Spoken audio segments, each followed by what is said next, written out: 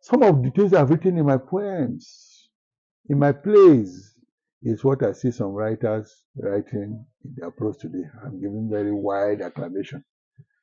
In Morocco, you can carry about 3 novels inside Morocco. Yeah. And Nathan's Born on a Tuesday. You can find some of it in Morocco. All I'm talking is that some of the things that play is trying to, that novel is addressing. I've addressed it in poetry many years back. Abubakar Adam Ibrahim's Season of Crazy Blossom, and a number of his writings, like even the current one you are talking about now, when we're fireflies, some of those issues about sexuality, about women, about the oppression of women in northern Nigeria, about the silent voices of women, I address those issues in Mirogo, in poetry. So poetry, I can sit down and try to expand my poetry, or the things I put in poetry. I can sit down and expand into prose. What prose does is to give you the chance to rigmarole, to roll here, to roll there, to go into character analysis within the character, add a lot of sociological facts, and put a lot of things together, be expansive.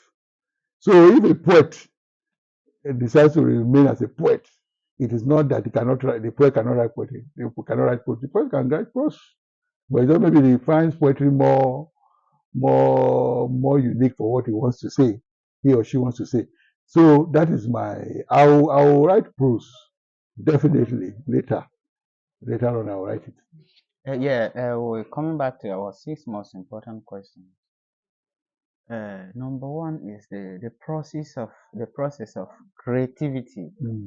Which which time do you feel better at writing your poems? Is it in the morning, in the evening, or when do you think the muse speak to you best for your writer? Everybody has what works for the person. Although there are some of these classical thinking, classical views by people that have theorized about the writing process. The popular one is some of the popular ones is this way, a room of your own, or of Virginia Woolf, or I don't know, is this Silver Pat? I've forgotten who said that. Is it Virginia Woolf or Silver Pat that said a female writer must have a room of her own, which you can extend to anybody that is writing. You need to have your own space where you create. Your own space is important. Your own space can be a chair under a mango tree. Your space can be your study. Your space can be your parlor. Your space can be anywhere you can set aside where nobody will disturb you and in which you write. So that is a physical space. You need a physical space for writing. You also need a very good environment for you to write. It depends on the kind. People thrive in different environments. Some people write like extreme solitude to write. And that is very usual and common to writers. You need to retreat. You need to forget the outside world. You need to go to somewhere and go and incubate your writing process somewhere.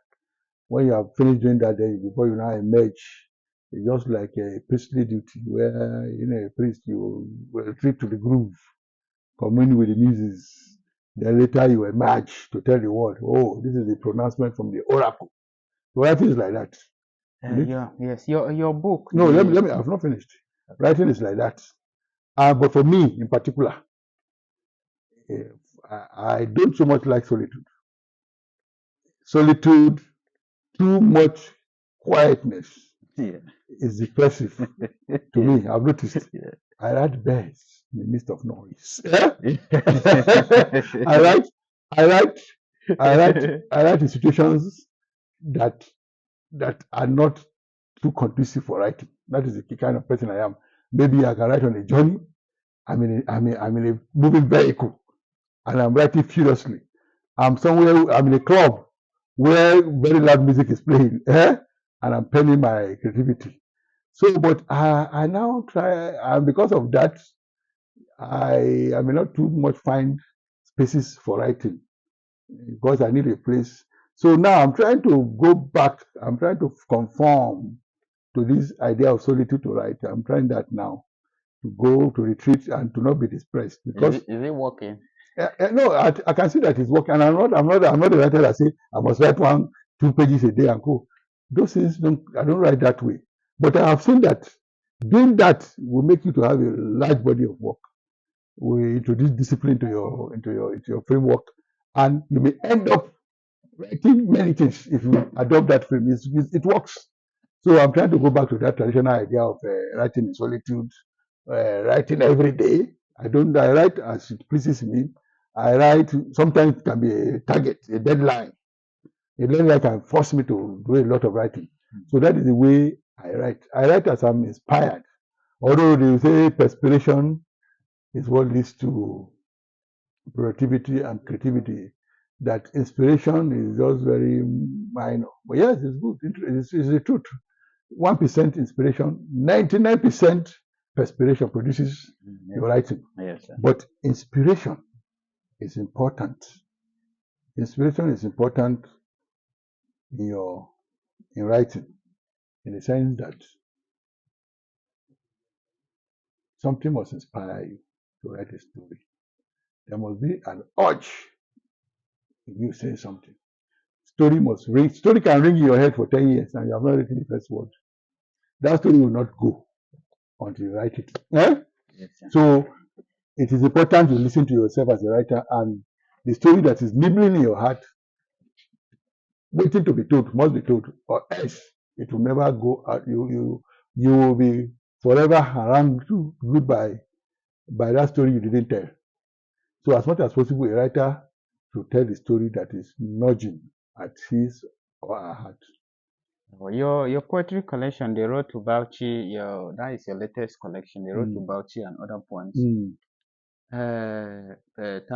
Professor Tanuare Ojaide, who was long listed 2020 or 2019 Poetry Prize, he said that he find it funny if you can pick 10 books, 9 books of poetry of that year, if the Road of Bauchi, he said he wonder why the Road of Bauchi was not shortlisted For energy. for NLNG.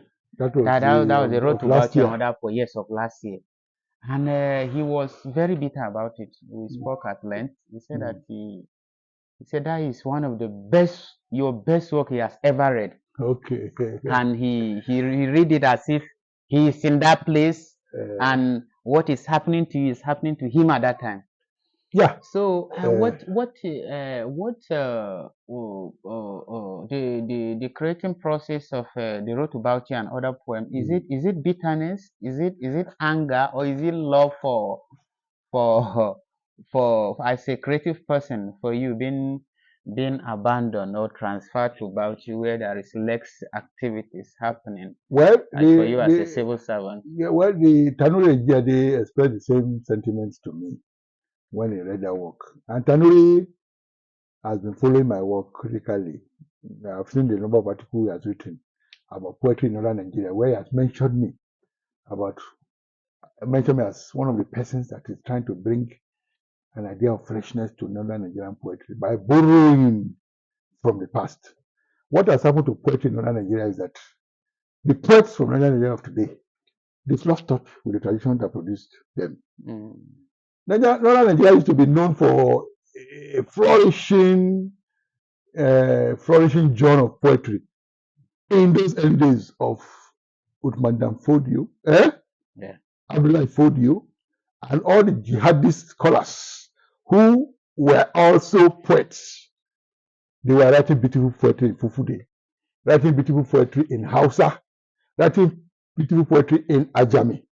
That is Hausa written with Arabic script.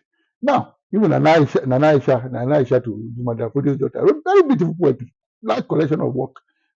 People like Shehu Shagari wrote poetry, work in Nigeria. Now, you check those people, then you check poets from the north today. You discover that it's like they are not making use of the rich tradition of poetry that they inherited from the literary forebears.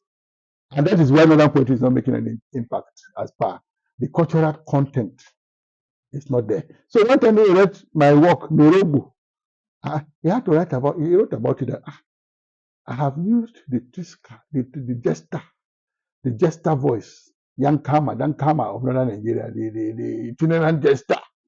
That is the voice I used in that poet, in that collection.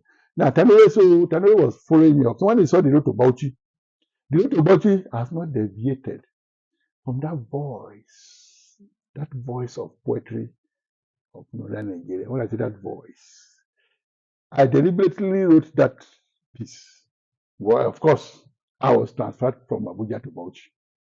And Bauchi has a very, very wonderful, scenic environment to excite somebody to write.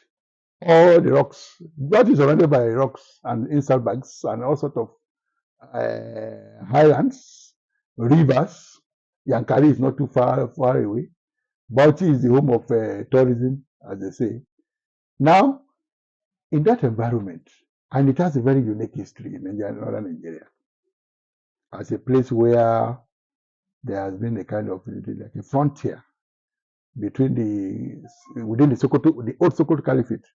Bauchi was a frontier town, bordering a lot of then indigenous pagan groups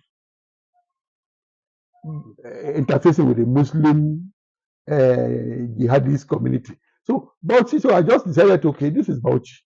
Of course, Bauchi is where you find somebody like, you see a figure like Sadu Zungu, very notable poet of northern Nigeria in the 60s. Bauchi is where you interface with somebody like Sir Abubakar Tafawa Balewa, who was also a writer, Golden Voice of Africa. Bauchi is the same place you interface with Talban Bauchi, Abubakar Ibrahim Tahir, who wrote a very good book comparable to Arrow of God of Achebe, the last Imam. Now, all these people have like sunk into the recesses of the literary consciousness of northern Nigerians. They are not drawing from it. So when I got to Bauchi, I said, look, let me commit with these spirits, in quote. So I decided to write this book in conversation with them. And I now pick a voice of exile, exilic voice, a voice in exile, somebody that is displaced. You know, displacement can make you to romanticize. It gives you a kind of distance. Yes. Then you will now be able to look back at where you are coming from and see them properly and describe it, and also try to empathize with the new environment that has received your displacement. Abdullahi Gona, the last winner of the Nobel Prize for Literature from Tanzania, all his 10 novels are all about displacement, refugee, the stories that were stifled because of colonialism, because of displacement, because of memories that were lost. So all his work try to recreate memories of things that have been forgotten in Zanzibar and the rest of the people that left their homelands. When you leave your homeland and go somewhere else, what do you carry from your homeland? What do you remember of your homeland while you are there? Where are the forgotten stories? Even within your country, there are stories that are forgotten about your villages and the rest of them, or your people, your forebears. Some of them, their stories have gone underground without being told. So if you could attach yourself to those stories, you can make a meaning out of it and tell your own new tale. So the road to Bauchi was consciously done to write about the city, to commune with literary spirits that were there before I got there, who had gone, and to also try to empathize with the community that I found there, to project their history, to project their heritage. And I did that. And of course, in doing that, if you read closely, you also know that there are some of my own private yearnings that are inside that book. Anybody who knows my story very well personally, or who know what has happened to me, will be able to say, okay, yeah, these are these people here. This is this person. Oh, this is what is describing here. So I deliberately wrote that piece, but I wanted to be more effusive in that collection, but I couldn't, because after writing about Bauchi, I have to go into some other things. But of course, even after publishing the work, I looked around and I saw so many other things that I've not written about. One single word cannot capture all this. Imagine people have been living in Bauchi before I came there. Poets have been in Bauchi before I got there. But none of them have written things like this about their own place. It's not that they cannot write it, but it takes you to make deliberate effort to reach, to write about people. Because you can be somewhere, you won't write about that place. Know the value of that place. Somebody will come and you'll be wondering, what have this person seen here? So writing is deliberate. Yes. Writing is deliberate to make the ordinary extraordinary. It is deliberate. You can be deliberate to make the extraordinary ordinary. Your subjects are all over you. So when somebody picks it, when I was reading to them and they were just going, you are just seeing it and laughing. And of course, they understand because they are the owners of some of the things I'm trying to talk about. They understand these stories and they are connecting with it. So that is that about the root of Bauchi and other poems. Yep. Of course, I have tested it. I have isolated the poems and I have seen the reception. The title poem, when I released it in the internet then, on the social media, on my Facebook page, a lot of people made comments and say, this is history, this is geography, this is sociology.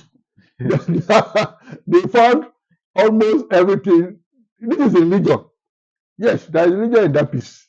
Everybody saw a lot of things in it that appeals to them.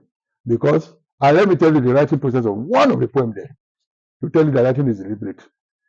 I remember that type of poem, they wrote to Bauchi, another poem. The title poem, they wrote to Bauchi. I wrote it on transit from Abuja to Bauchi.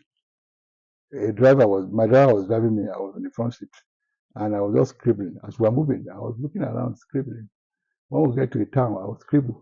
The guy was just looking at me, what is wrong with this fellow? Because I didn't talk. As we were moving from one town to the other, from Abuja to Kefi, we got to Kefi, I wrote something about Kefi. Recalling the history of Kefi in Nigeria. Kefi is where you talk about Magaji Danyamusana. Yeah. Who we know is even the one that sparked the problem that made the British to overrun northern Nigeria. Yes. The overrunning of northern Nigeria over the end of the spark that ended the Sokoto Caliphate then started happening in Kefi.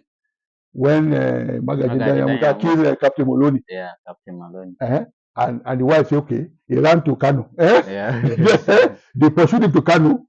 He ran to Sokoto. They conquered Kano and followed him to Sokoto and went and conquered Sokoto.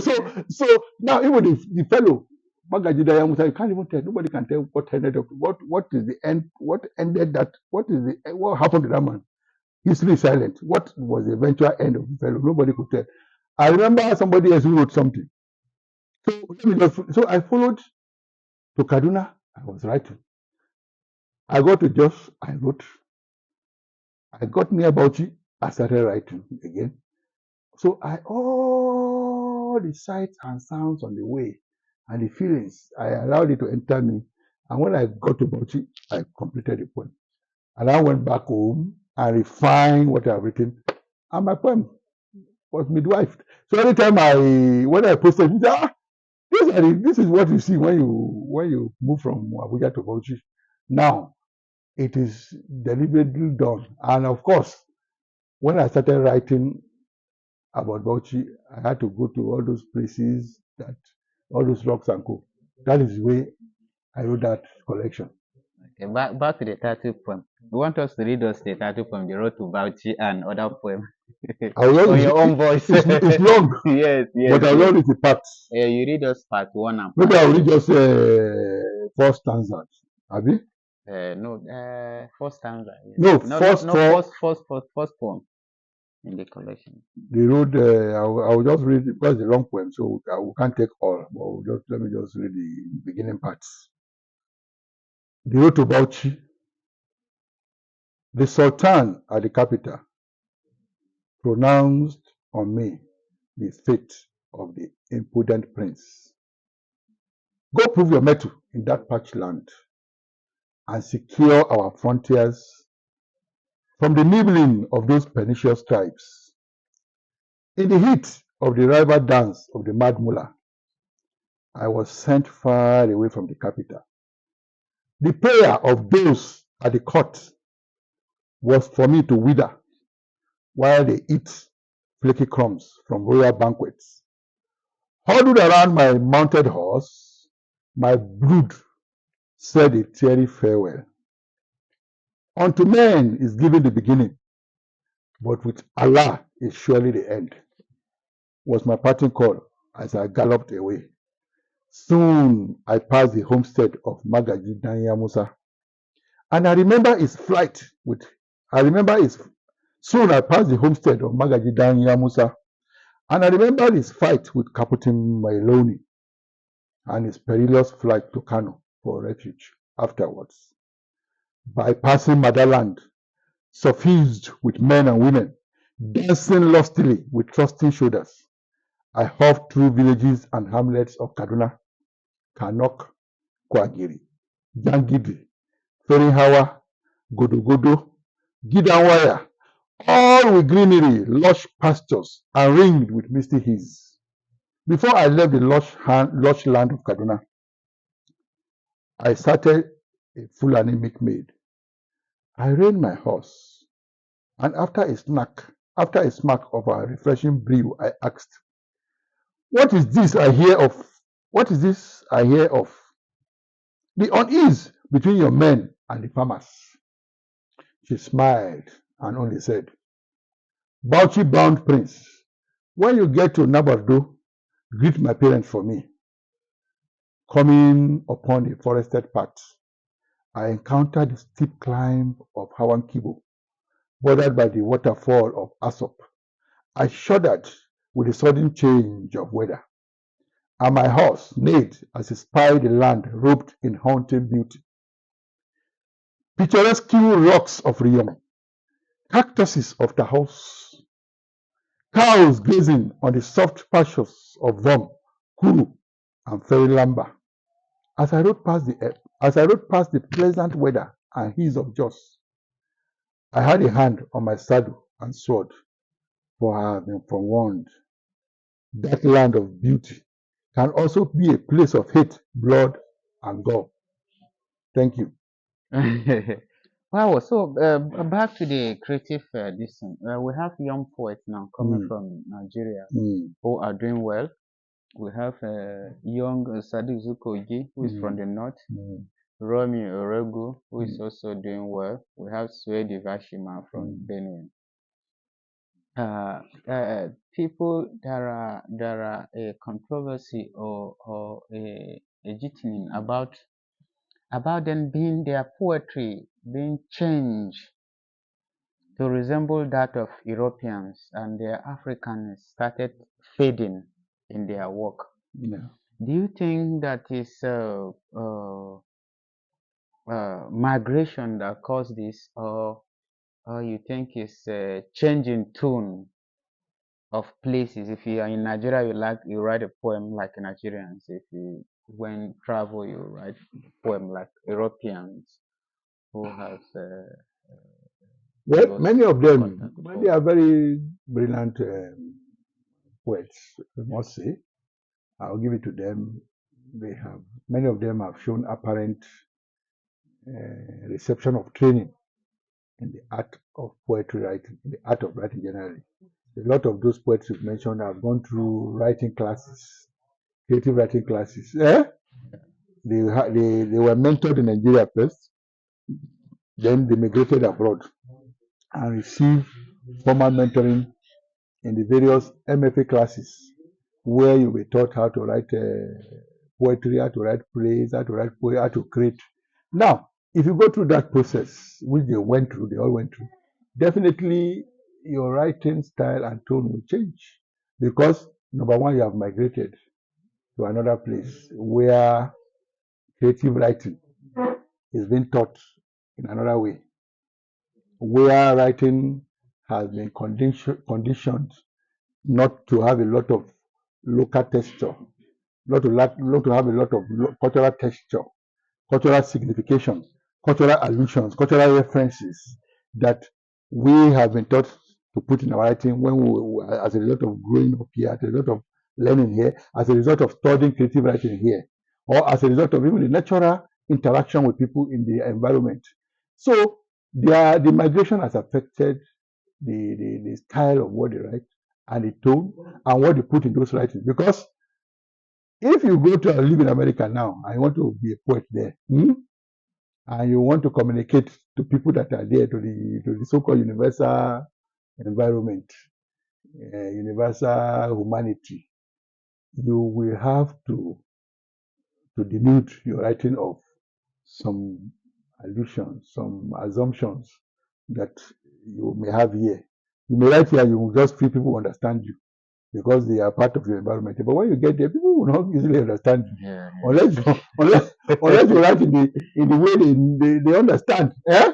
Yeah. So that is what is making their writing to carry those adornment of the world in which they found themselves. Their writings, you can't just dismiss it, but you can't dismiss it as although it's not really, they may have lost touch with their natural their environment from where they came in terms of the kind of thing they write. Yeah. But their writing has become sophisticated in a way because, of course, they will write in the American free verse style. They will write with a lot of trying to use words that will communicate a clearer meaning to their audience in that place for now. So that is why I would not really blame them and maybe dismiss their writing. Sometimes I enjoy the writing because Romeo Rogun's Homeland, I mean the Nomad. When I read it, yes, I could see why it won the prize. Because there's a sustained echo of migration, of exile, of loss, of the feeling of disconnectedness from the root, diaspora, longing, the kind of things that you see also in Abdullahi Gunner's what do you call it? It's novels. But what you will see in Gunners that you will not see in them is that Gunner is empathetic to the place he left. Yeah. He was not really dismissive, or he was trying to tell those stories that has been suppressed, trying to humanize the Zanzibar, the environment, the people, by taking their story, following the stories they took to the places they were displaced to, and telling it so that people can empathize with these people. Now, but if you sometimes when you see their teams, sometimes the teams of maybe in the nomads, I see a lot of dismissal, I see a lot of trying to paint the world is living as stifling, can no longer carry his dream, and as he left through the Benin border, encountered the countries and the coast of Africa, west coast of Africa, and now went abroad and started remembering things he left and started talking about what is happening there. Now, if you look at that, that movement of the various poems still talking about the same thing must be what has won him the prize. And of course, it was very lyrical. He's lyrical in that piece, and he has the cohesiveness of style and theme, which you may not found in Swed's only. Swed is still tied back here with some. Swed is still a little bit rooted here, so that is why his own poem is different. I've not read Zukogi's collection, I think Zukogi, but I know he too has got into a stage where his writings are shorn of too many local cultural content and the rest of them. So they will now, that's why those poets write of grief. They write of grief as a human being. Write on loss as a person. Write on sexuality, the inability of the society to understand them. These are universal themes. But literature has shown us too that, look, you can be very, very local and also be universal. If you talk about your local problem here, and you talk about it in a very good way, in a very good language, the person that is 1,000 kilometers away can read you and understand that, this is the same similar thing I'm feeling in a different way in this locality of mine. So that is why I can read Dr. Zhivago. I can read all the Russian classics and be moved. Have you? Yes. I'm not, I'll be Yeah, moved, I'll be carried away. yeah. I Back to don't encounter snow. There's yeah. no snow in Africa. But if somebody in Russia has been imprisoned in like Alexander Solzhenitsyn in Siberia that is very cold, and he's describing it, I will feel for him because those kinds of what do you call it? Those kind of deprivation also exist in my society, but in a different way, in a different color, but it is still deprivation. So it doesn't mean that because we want to get what admiration, what applause, then we will now devoid our writing. We shun it. We cut it from our cultural reality. No, I don't believe in that. So, but the writing is good because they have been trained. Okay. Back to poetry. But 3 years ago, there is a trend. I'll call it like a trend of melancholy with the young poets. We lost three young poets in Nigeria, vibrant poets. We have one Chi somebody, then we have Akachi, who is a friend, who has been depressed. So poetry, is it the poems they are reading, or is the dissent that bring that melancholy state to force them into depression? What is your question? So the Eh? okay.